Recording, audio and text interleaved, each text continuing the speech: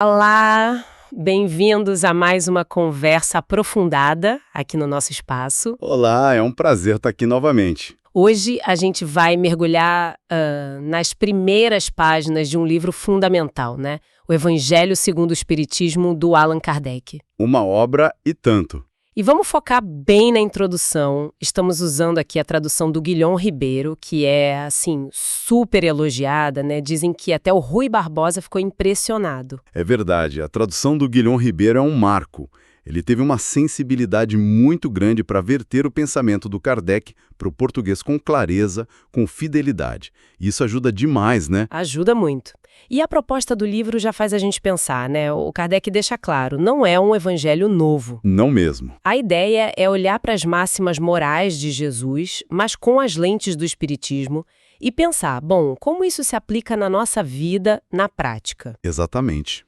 Acho que Kardec percebeu, sabe, uma dificuldade que muita gente tinha com os evangelhos originais. Uhum. Aquela linguagem muito simbólica, às vezes meio alegórica, e o que ele via como um certo misticismo intencional acabava sendo uma barreira, né? Dificultava pegar a essência moral e aplicar no dia a dia. Entendi. Então, nossa missão aqui hoje é, desempatotar esses pilares que ele apresenta logo na introdução. Qual era o objetivo dele? Como que a doutrina espírita buscava ter autoridade? Um ponto polêmico esse da autoridade. Pois é.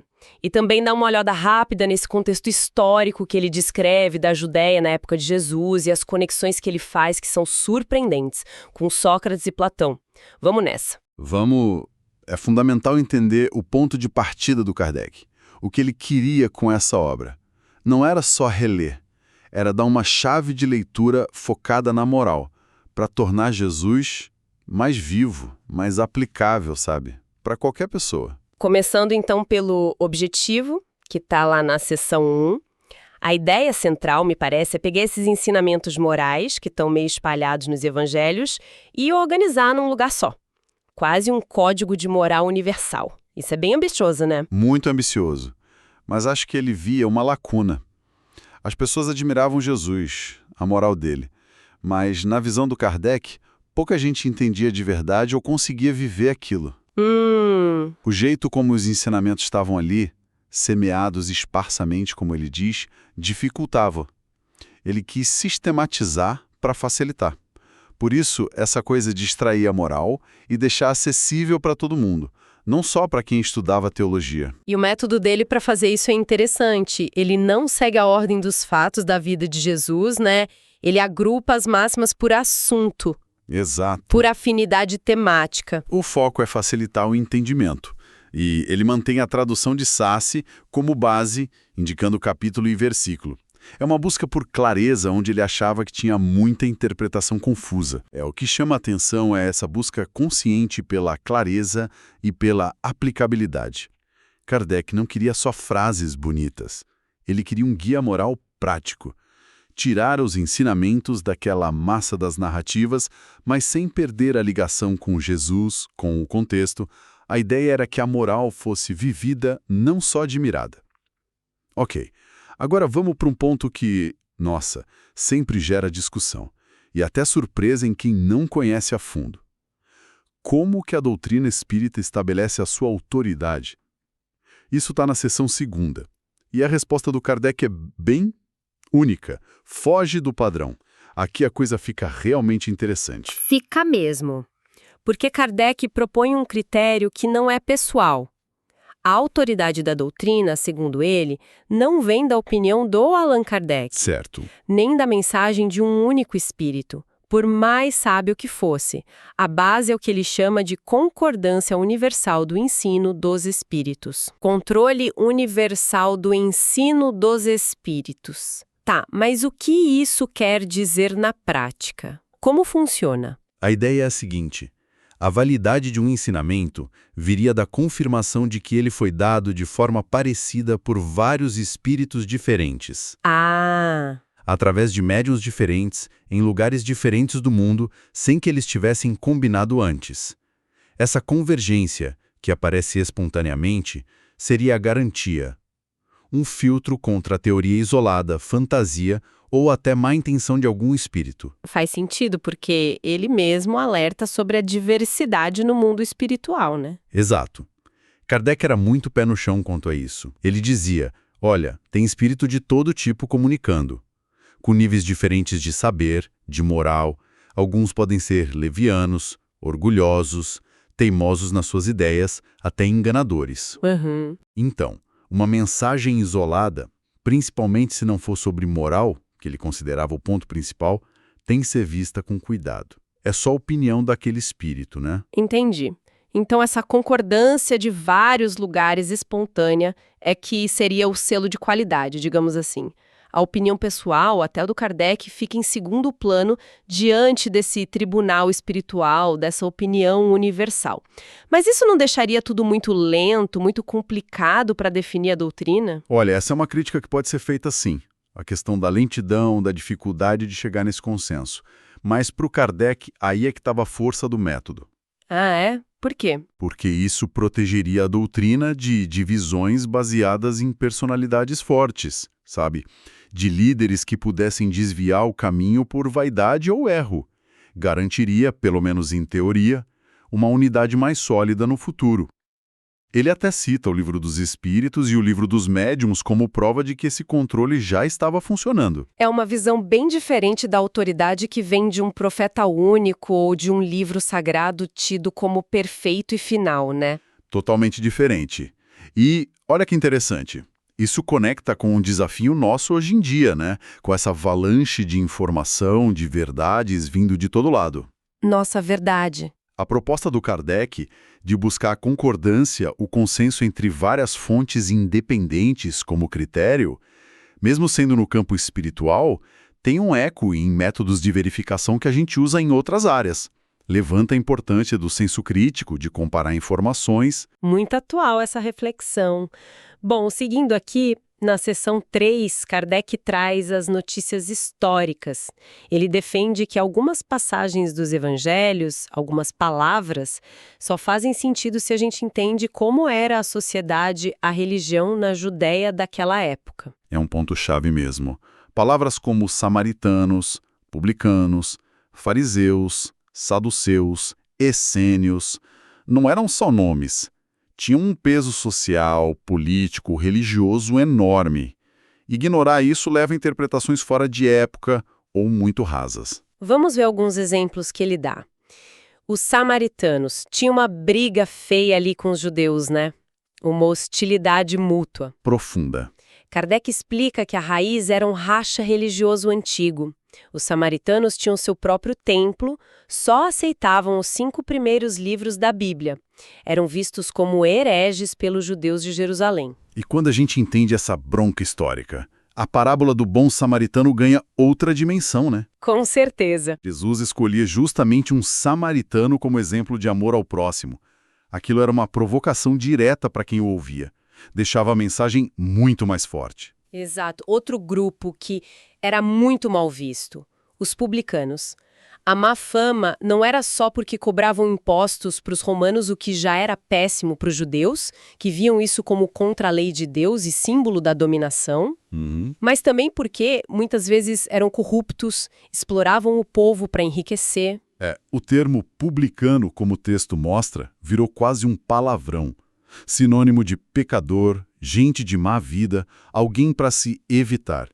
E aí a gente entende na hora as críticas que faziam a Jesus por ele comer com publicanos e pecadores. Ele estava quebrando barreiras sociais e religiosas de propósito. E os fariseus, Kardec descreve eles como um grupo super focado na aparência, né? Seguir a lei ao pé da letra, as tradições, fazer propaganda da sua fé. Mas por baixo dessa capa de santidade tinha orgulho, vontade de mandar e, às vezes, costumes dissolutos. Mesmo assim, tinha uma influência gigante no povo. E os escribas, os doutores da lei, muitas vezes andavam junto com eles. Essa descrição ajuda a entender por que Jesus batia tão forte neles. Ele não criticava a lei em si, mas a hipocrisia. A diferença entre parecer bom e ser bom de verdade. Ter caridade, humildade. Entender quem eram os fariseus mostra o tamanho do desafio que Jesus lançava para eles. Aí temos também os saduceus, Kardec chama eles de materialistas da época. Basicamente isso. Não acreditavam em vida após a morte, ressurreição, anjos, espíritos. O foco era aqui e agora, nos prazeres, nas recompensas desta vida, e brigavam muito com os fariseus sobre isso. Essa diferença de crença sobre a vida espiritual explica muitas discussões quentes entre eles nos evangelhos e também aquelas perguntas capciosas que faziam para Jesus sobre esses temas. E, por fim, Kardec fala dos essênios e terapeutas. Eram grupos mais retirados, né? Com vida em comunidade, princípios morais altos, pureza, meditação, caridade.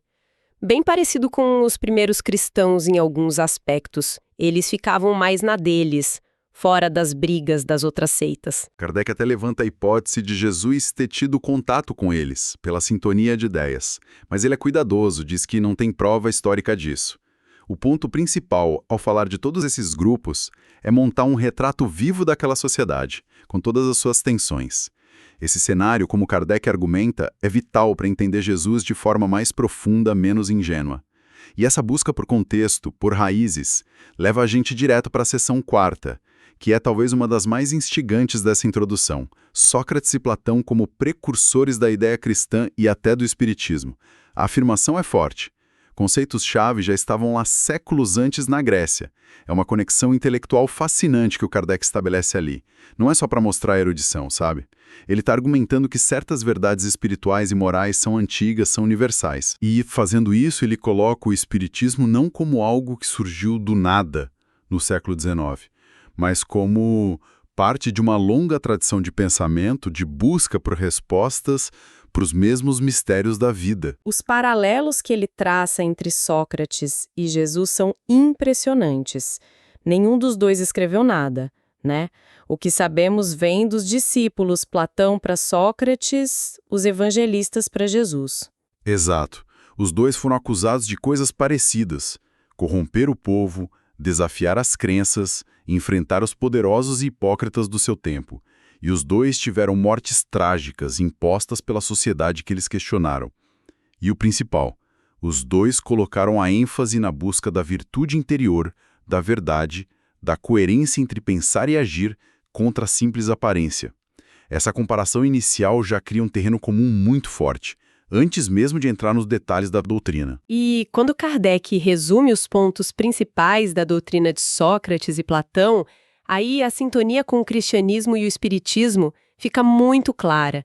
Ele destaca, por exemplo, a ideia de Deus como inteligência suprema, imutável, onipotente, a alma como imortal, que já existia antes e sobrevive ao corpo, onde fica só um tempo. Conceitos centrais que atravessam os séculos, né? A própria ideia de que a gente devia se preocupar mais em cuidar da alma, pensando na eternidade, do que só com as coisas materiais dessa vida. É um elo fortíssimo entre eles. Platão, pela boca de Sócrates, fala muito sobre isso. Kardec também aponta a ideia da alma imaterial indo para um mundo também imaterial depois da morte.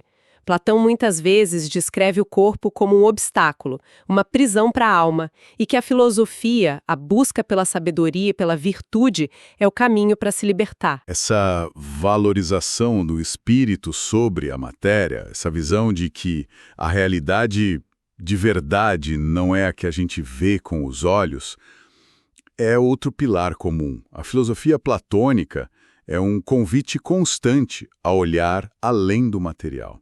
E aí chegamos num ponto que Kardec faz questão de frisar: a reencarnação. Ele cita o diálogo Fédon, onde Platão, falando como Sócrates, diz que as almas que se sujaram com as paixões do corpo, depois da morte, não sobem direto.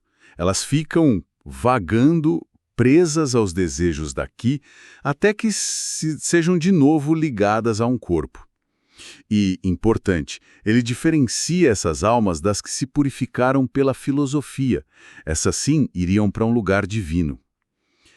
É impressionante ver esse princípio da volta da alma ao corpo, da pluralidade das vidas tão claro na filosofia grega clássica. E mais ainda, a ligação entre a impureza da alma, o apego à matéria, como a causa desse retorno. É uma base filosófica muito parecida com a que o Espiritismo vai desenvolver depois. Só que o Espiritismo vai detalhar mais a ideia do progresso através dessas vidas, né? Kardec também vê a doutrina dos gênios ou daimons em Platão como uma versão antiga da ideia dos espíritos protetores, dos guias espirituais. Guiavam depois da morte. E ele faz uma ressalva importante. Daimon, na Grécia Antiga, não era só coisa ruim, como ficou depois no cristianismo. Era uma categoria de espíritos, bons ou maus. É a base da ideia dos anjos da guarda, dos mentores espirituais. Tá ali. Kardec quase diz, olha, pode chamar de daimon, de espírito de anjo, a ideia central de seres espirituais que nos ajudam é a mesma. Ele quer mostrar que o conceito é universal, só muda o nome dependendo da cultura. Outros pontos que ele conecta, a ideia de que a responsabilidade moral continua depois da morte. Quem fez o mal não escapa só porque o corpo morreu. E a observação de que o mal e o sofrimento predominam na Terra, algo que Platão já falava e que Kardec liga à classificação da Terra como mundo de provas e expiações, uma ideia central na visão espírita dos muitos mundos habitados. E claro, não dá para esquecer a famosa humildade do Sócrates. Só sei que nada sei. Essa consciência da própria ignorância como ponto de partida para buscar a verdade.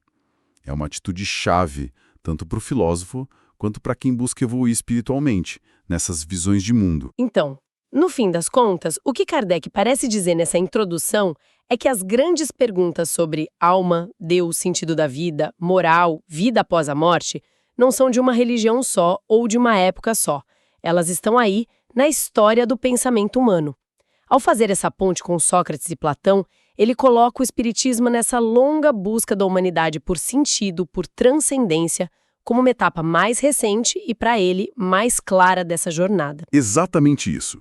A introdução do Evangelho segundo o Espiritismo faz várias coisas ao mesmo tempo. Define o objetivo do livro como um guia moral prático universal, vindo de Jesus, propõe um jeito diferente de validar os ensinos espíritas, pelo consenso universal, não por autoridades tradicionais, dá o contexto histórico para a gente entender melhor os evangelhos, e, por fim, conecta a doutrina a uma tradição filosófica respeitada, lá da Grécia, mostrando que suas ideias centrais não são tão novas assim. É uma base argumentativa muito bem construída para o resto do livro, deixa um terreno firme, né? E nos deixa também com uma provocação, acho, que vem direto dessas fontes que a gente viu.